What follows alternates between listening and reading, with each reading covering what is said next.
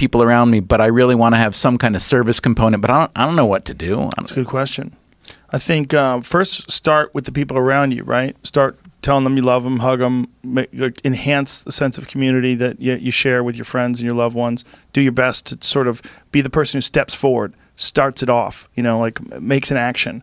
Tell someone how much you care and appreciate them. I care about them and appreciate them when you maybe wouldn't have done that ordinarily. You can do that. We can all do that. And we've all had it done to us, and it feels amazing. When someone comes up to you out of nowhere and goes, hey, man, I just want to tell you, I really appreciate you. I know sometimes we don't talk to each other that much, but when I do, I really enjoy it. I love you. Give me a hug. I just want you to know. Yeah. I'm very fortunate that I have a lot of friends that do that kind of stuff. I have a real supportive group of friends. And if you don't, you long for that. And I think that's a big thing. Like, become that person.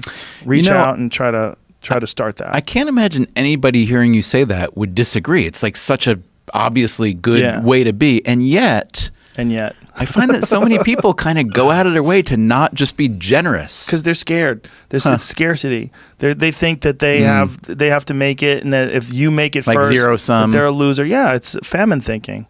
It's real common. Yeah, our hardware is the same and our software is not. Yeah, and we can manipulate our hardware. We just have to understand what the patterns are and also have been there. You have to make mistakes.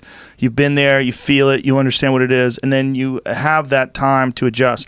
That's why losing in life is so important, whether it's getting dumped, getting fired, losing a game, loss, those feelings where things didn't work out your way, that's important because it lets you know this is the bad feeling that comes when it goes wrong, and you improve, and then it makes the good feelings of victory all the better. And I mean that, in a relative sense, like even getting good at something, forget about victory, like making a terrible book that gets rejected by every publisher and then writing a really good one and people accept it and you're like, fuck, I got better. Yes. Like that's feeling. Interesting. Yeah. Those feelings of failure are really critical for your motivation. That's interesting. I've always thought